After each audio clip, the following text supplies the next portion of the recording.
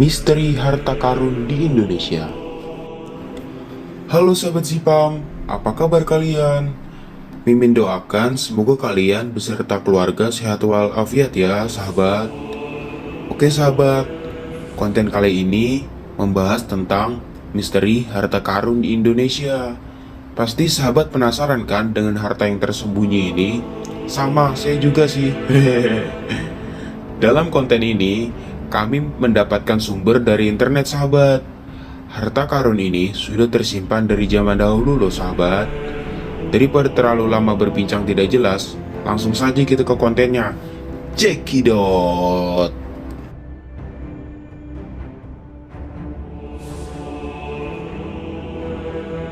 1. Harta karun Bung Karno. Popularitas Presiden Soekarno tiada dua. Sekalipun telah wafat, gaung kebesarannya menyeruak ke seluruh pelosok negeri. Imbasnya kemana-mana. Segala barang yang pernah digunakan Bung Besar jadi buruan kolektor. Konon, barang peninggalan Bung Karno sama mahalnya seperti milik Napoleon Bonaparte. Desas-desus pun berkembang. Bung Karno dianggap memiliki harta karun bejibun, dari emas, intan, hingga permata. Utamanya, harta itu disebutkan tersimpan di Bank Swiss. Benarkah seperti itu? Mari kita cek. Wafatnya Bung Karno membawa kedukaan yang mendalam bagi segenap rakyat Indonesia pada tahun 1970. Kepemimpinannya banyak dirindukan. Demikian pula jasa besarnya membawa Indonesia lepas dari belenggu penjajahan. Karenanya, popularitas Bung Karno meningkat sekalipun telah wafat. Kepopuleran Bung Karno berimbas pada banyak hal. Segala macam barang-barang peninggalan Soekarno jadi buruan orang banyak. Perburuan itu juga memunculkan desas-desus baru. Orang-orang mulai termakan dengan kabar angin bahwa sang proklamator memiliki harta karun yang bejibun. Nilai-nilai pun ditaksir mencapai 55 triliun. Antara lain, harta itu berbentuk tanah, rumah, permata, dan emas yang jumlahnya bertonton. Konon, beberapa di antaranya disimpan pada bank-bank Swiss. Fenomena itu tak cuma memunculkan pemburu harta, tapi juga orang-orang yang ngakunya memiliki data terkait cara mendapatkan harta karun. Mereka pun yang berprofesi sebagai paranormal juga ikut-ikutan menerawang lokasi harta karun. Banyak orang tertarik. Mereka lalu memanfaatkan jasa paranormal. Nyatanya semua itu hanya tipu muslihat. Hasilnya nihil. Korban yang awalnya ingin untung, justru buntung. Korbannya itu tak lain berasal dari kalangan jelata hingga pejabat. Sungguh kasihan. Soekarno yang secara kebetulan tanggal lahirnya berselisih beberapa hari dengan meletusnya Gunung Kelut, juga dianggap sebagian orang sebagai sosok ratu adil. Jauh setelah kematiannya, hal-hal misterius seputar dirinya pun masih terus dicari seperti mengenai harta karun Soekarno untuk rakyat Indonesia. Kekuatan gaib di balik tongkat komando yang diisukan terbuat dari kayu langka dan lain sebagainya di era itu, Soekarno yang pernah lolos dari banyak upaya pembunuhan rasanya memang sulit dilepaskan dari pandangan-pandangan mistisme. Macam demikian ungkap The Saiful Cahyadi dalam buku Kisah-Kisah Abadi Soekarno tahun 2020.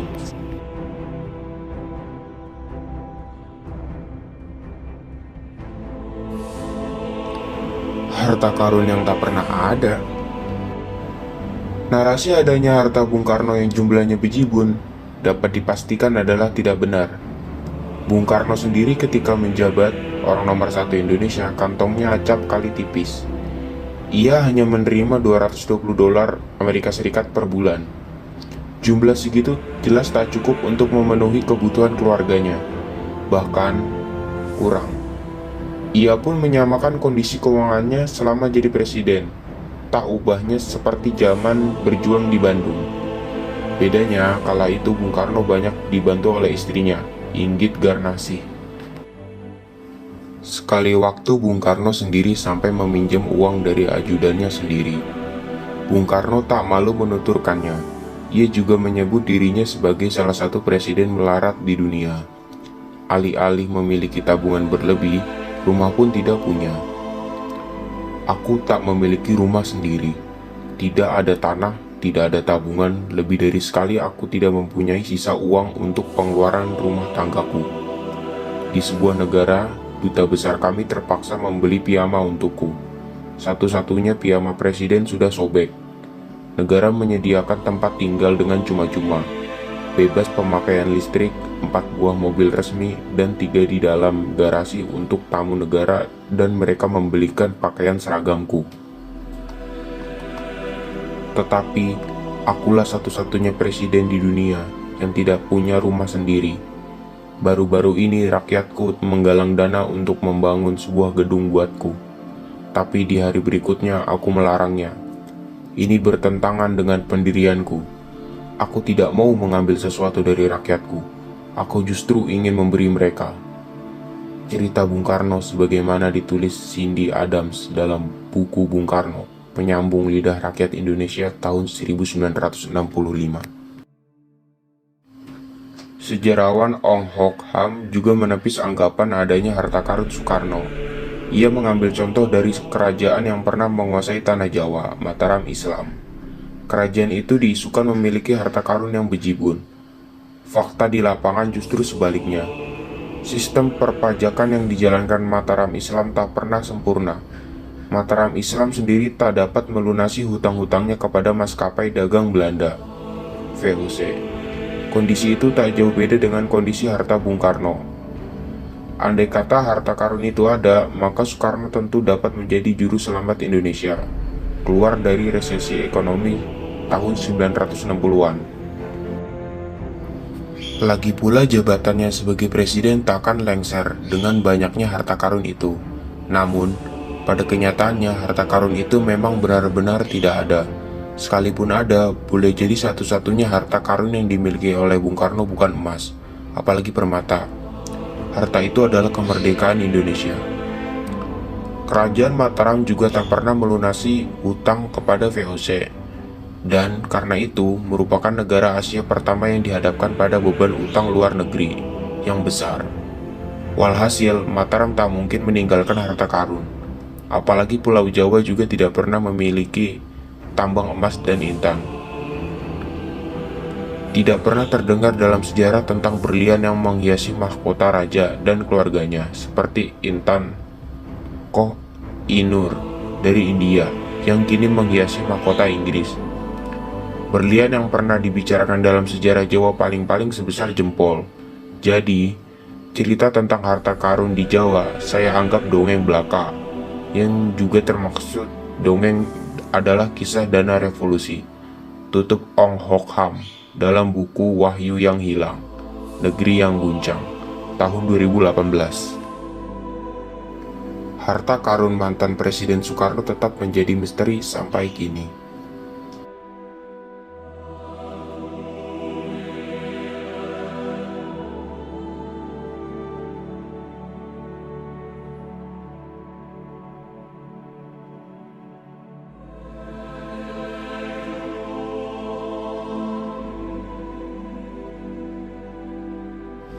Dua, harta karun VOC di Pulau Onrus. Pulau Onrus terletak di Teluk Jakarta, sekitar 3 jam dari Muara Karang, dengan menggunakan kapal motor. Dulu pada zaman VOC, Pulau Onrus tempat masuknya kapal jika akan ke Batavia. Dalam buku C.R. Boxer Jan Company, sejarah VOC dalam Perang dan Damai 1602 sampai 1799, dituliskan, VOC didirikan pada bulan Maret 1602, sedangkan perundingan yang lama dan sulit antara Staten General atau Dewan Perwakilan. Wakil utamanya adalah pengacara Holland yang terkenal Johan van Oldenbarneveld dan para pengurus dari perusahaan dagang Holland dan perusahaan Zeeland yang telah dibentuk antara tahun 1596 dan 1602 untuk berdagang di Kepulauan Hindia Timur. Di Pulau Onrus muncul kisah tentang harta karun VOC atau VOC Treasure. Mitos harta karun VOC di Pulau Onrus itu berawal dari pertanyaan bahwa institusi dagang sebesar dan sekuat VOC mendadak bangkrut.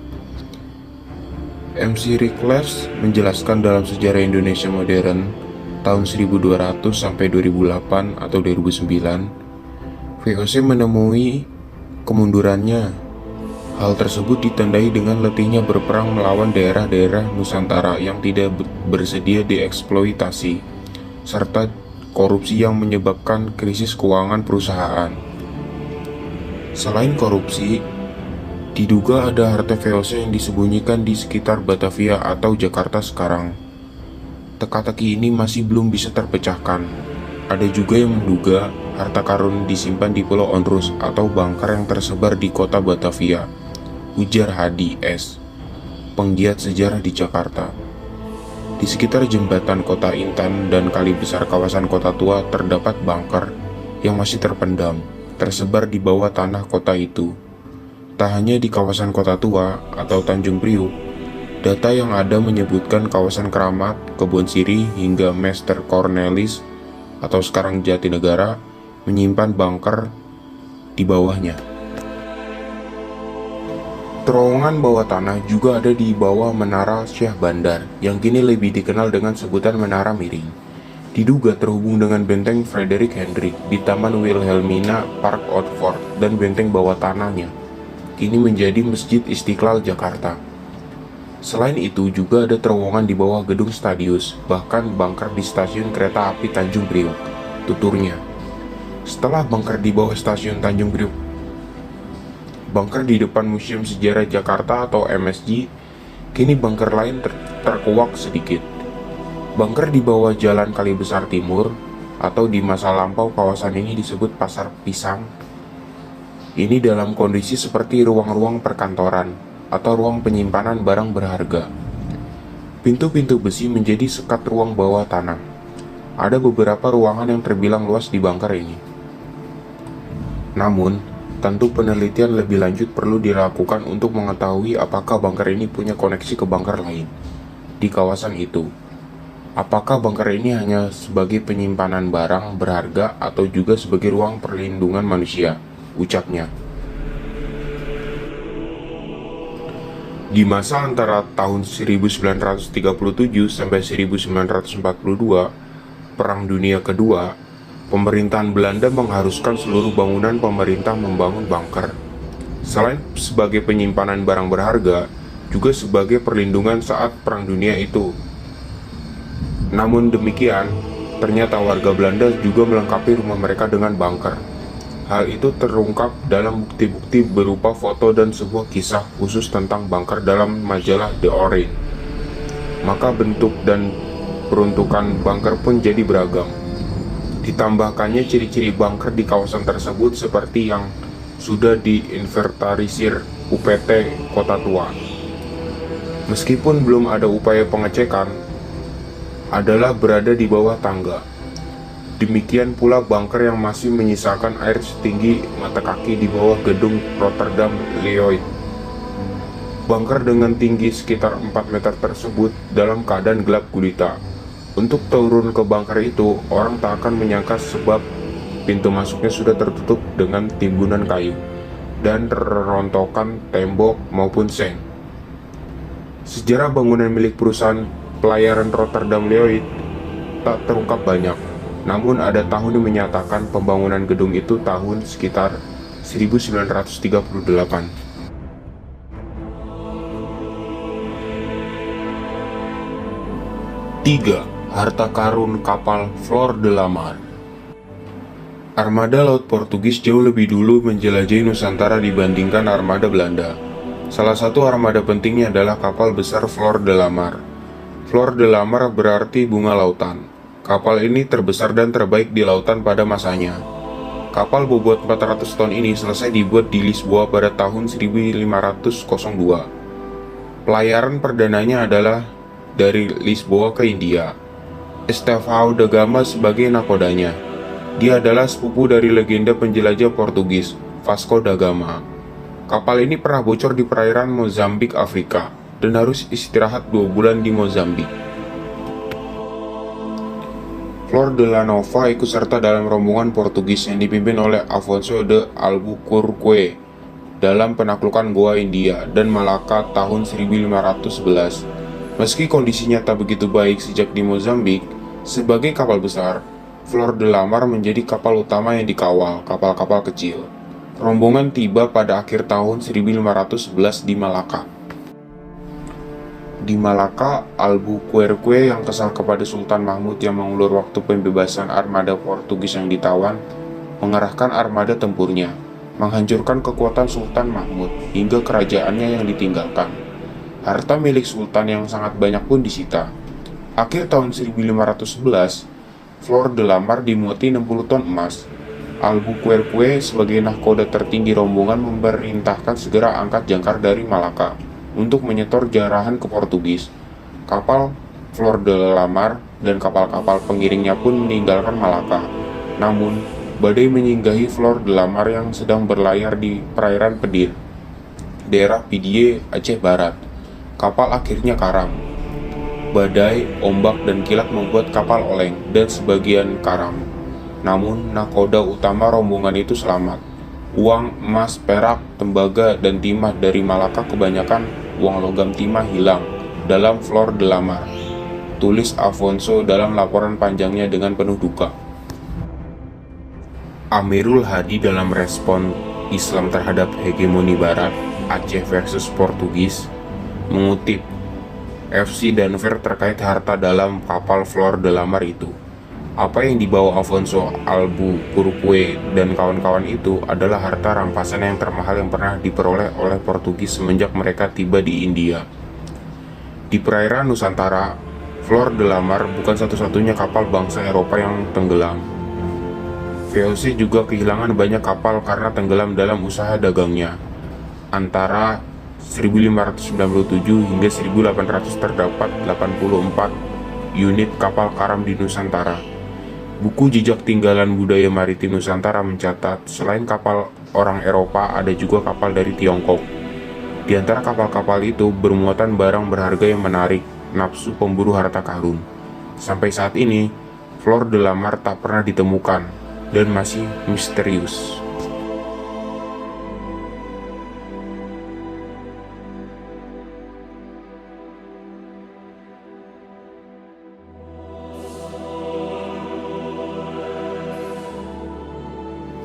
Tiga, harta karun peninggalan Belanda. Cerita menyebut bahwa saudagar dan pasukan Belanda menguburkan harta mereka di Gunung Salak karena takut diambil tentara Jepang yang masuk ke Indonesia pada tahun 1942. Mereka lalu menguburkannya di Gunung Salak. Setelah berhasil menguburnya, para tentara Belanda itu kemudian membuat peta penunjuk arah yang disertai tanda-tanda fisik lokasi menuju ke lokasi penyimpanan. Pasukan Belanda berharap ketika mereka datang lagi ke Indonesia, harta yang disimpan bisa diambil kembali. Namun, sejarah bercerita lain. Setelah Jepang kalah dalam Perang Dunia, Indonesia kemudian memproklamirkan kemerdekaan. Serdadu Belanda pun tidak bisa masuk lagi ke Indonesia, sedangkan peninggalannya masih tertimbun di lereng Gunung Salak. Kabar adanya harta timbunan itu di Gunung Salak sempat menghebohkan warga Cidahu, Sukabumi. Pada tahun 1953, sejumlah warga Cidahu mendengar kabar harta karun itu dikubur di wilayah kaki Gunung Salak tersebut. Info yang sempat beredar di warga tanda fisik tempat penyimpanan harta itu adalah tembok yang tebalnya 120 cm persegi. Ada juga yang menyebut bahwa harta karun berada di sekitar Kawah Ratu. Alhasil, karena kabar tersebut, hampir seluruh warga Cidahu beramai-ramai mencarinya. Itu cerita masa lalu, Kang.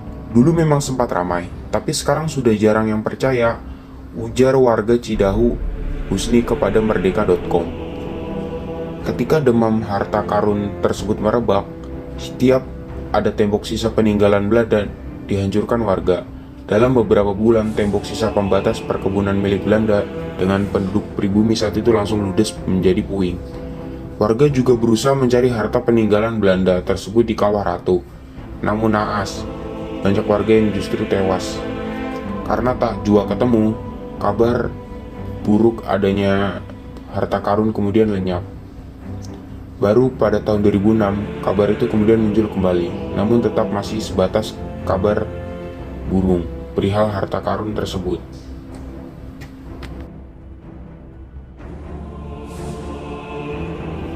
Oke sahabat, sampai di sini dulu ya konten membahas tentang harta karun di Indonesia. Mohon maaf bila ada kesalahan di dalam konten ini. Jangan lupa like, komen, dan subscribe. Sampai jumpa di konten selanjutnya. Bye.